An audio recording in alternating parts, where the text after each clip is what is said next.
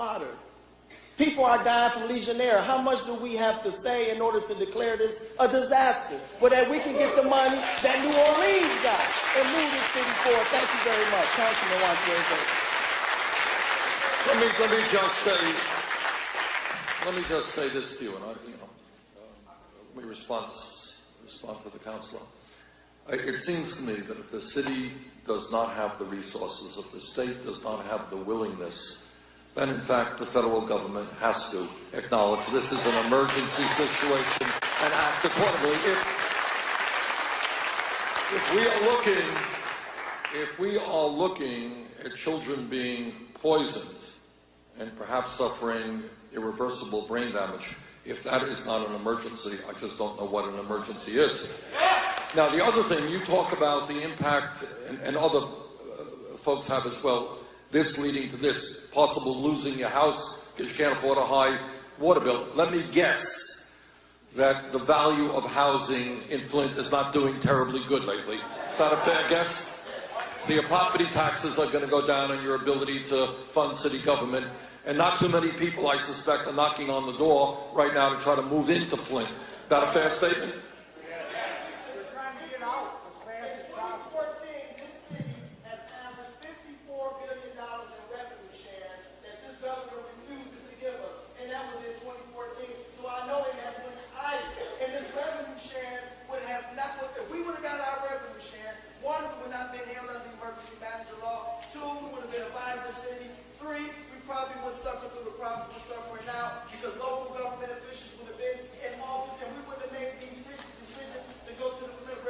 Right.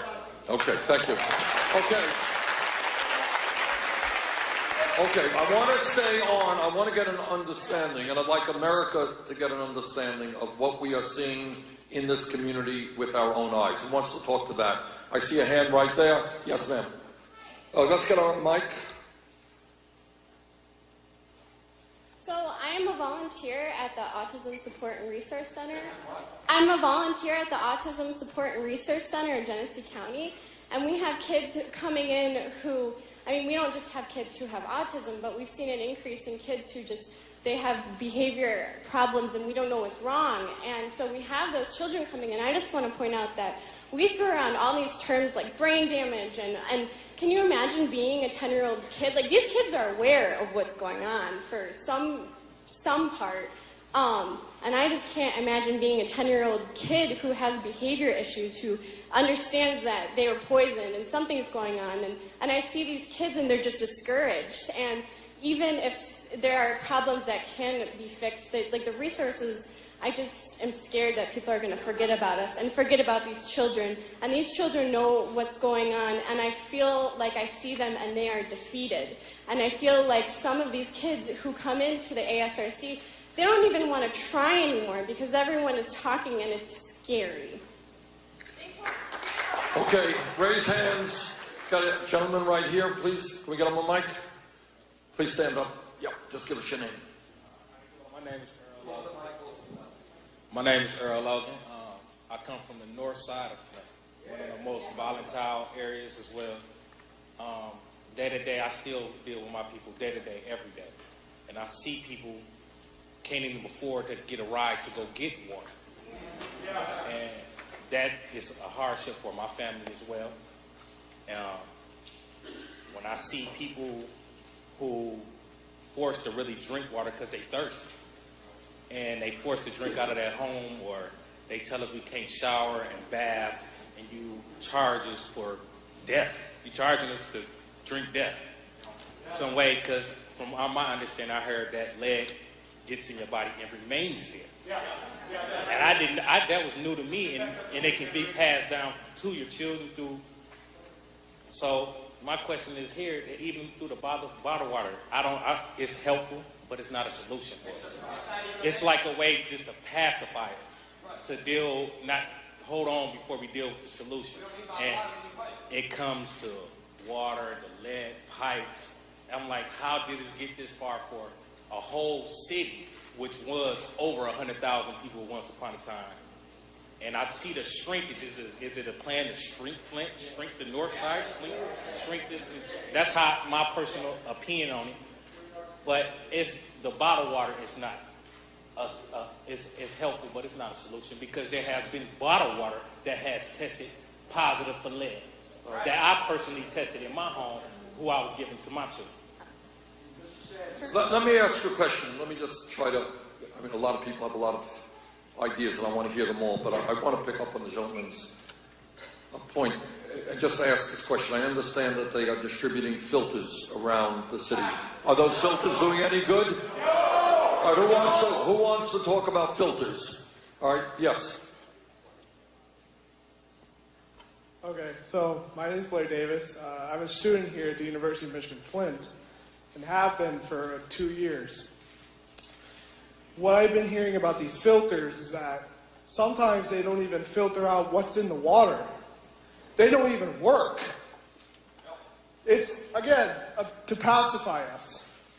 And if this were to happen in Lansing or any other richer city, it would have been done years ago. But no, it's been taking years to even address the water problems here in Flint. The filters don't even work. And it angers me.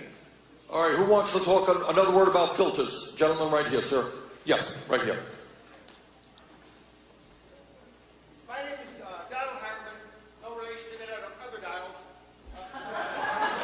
How many people in here use a filter? Raise your hand. How many of you people know that if you run hot water through that filter, it will destroy that filter and no longer be effective?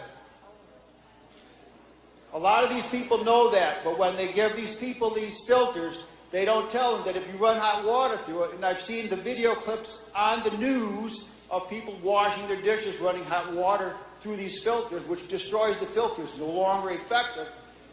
It's just something to make the politicians feel good. We'll give them some bottled water. Let me ask you this question. How do you do your dishes if you don't have hot water?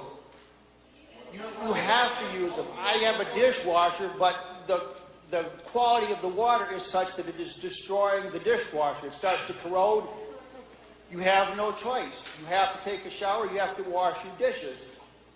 The only solution is replacing the pipes, giving us good quality water, and not giving us bottled waters and filters, and then saying, we've helped you out, everything's okay. Senator, I'd like to speak on the bottled water. Yeah. Dan? Okay, one. Dan? Okay, so the brother over here said that the bottled water is healthy. There's several different types of bottled water. There's distilled water, there's spring water, there's purified water. Okay, purified water, when ingested at long periods of time as your sole source of hydration, is bad for you. Okay, there's nothing in there. Purified water is empty. It's void of any nutrition, any minerals, anything. Even that purified water, if you look in your bottles, I see right there, bottle you have, is that purified water? Okay. Purified water, yours is spring water. Okay, good. Spring water is okay.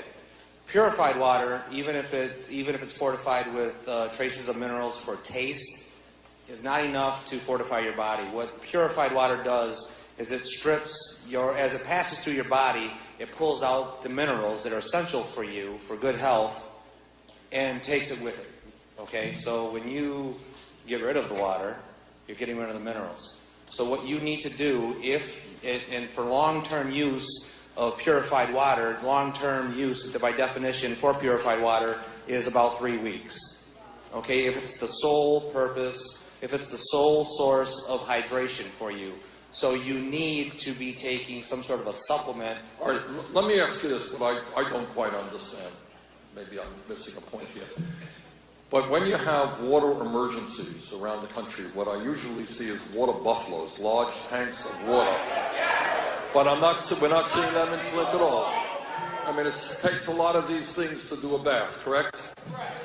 All right, who wants to speak to that issue? All right, I got a woman right here. Yep, get her a mic. Hi, my name is Desiree Duell. I'm a community artist and activist, a member of Flint Rising. The response has been totally inadequate from the state government. It is the activist groups that have translated information into Spanish and Arabic. It is the activist groups that actually know where the distribution sites. It is the activist groups that have canvassed all over the city, making sure that people get their information, that have done the billboards. It is the activist groups that have done all this work, and the response by the government, especially the state, has been zero. And we continue to do this as we are sick and we are poor. I am also a single mother who lives below the poverty line, and so are all of the people that are working in these groups. We are not getting paid for this work, and yet we continue to be victimized by having to help and heal our own community when the state is not fulfilling the response that is needed. Get the gentleman a microphone. Get the gentleman a microphone. Hi, my name's Aaron Stevens. I actually traveled here from Lansing to come see you. So I'd actually like to address two different points. One is the water buffalo tank issue. So I'm a student at Michigan State, and for a while now I've been organizing, like helping send relief effort here, getting bottled water drives going. Like several of the, maybe more of the social fraternities you see really bad in the news, they actually have been organizing some good things, and that's a good, baby step in the right direction. What I have understood about the water buffalo issue, and I've called people in government about this and tried to get information so we could get those out there, is that sometimes the actual the metal containers can contaminate the water itself, and because so much water is flowing into the city, they can't ensure that the water is safe coming from all those tanks. Now, that is not me. That is just what I have heard. Again, that is just what I've heard trying to organize relief here. But I think this problem goes further than just Flint. Somebody brought up the Freedom of Information Act. The fact that it doesn't go to the legislature and the executive office is absurd. The fact that you're going to be voting for your representative or your governor and you don't even know what their campaign contributions are and who's lobbying them is absurd. I truly believe that is where the issue is going to start, and that's where the issue is going to start again when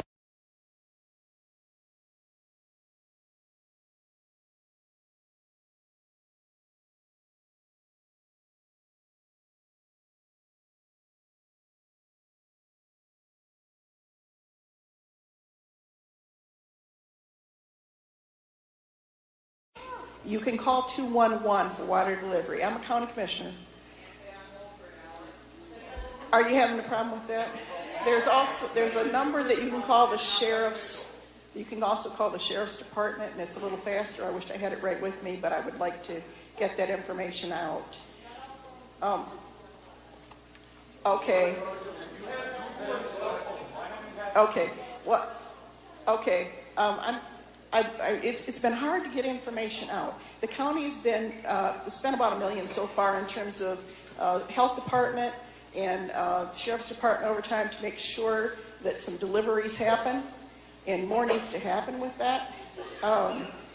If you would, when you have concerns about the rashes and about certain things, try to contact the health department. We keep trying to get information out. It isn't always easy to do, and I don't have all the answers. In terms of, for instance, Legionnaire's disease, the Board of Commissioners found out about the same time as the general public. No, really.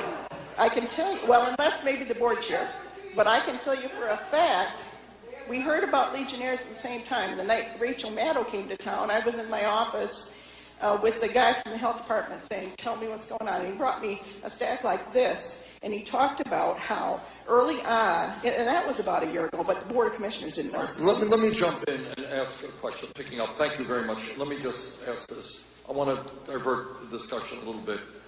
When did we, now I heard something, and tell me if I am right, that General Motors itself learned about the quality of the water before the general public. Is that right?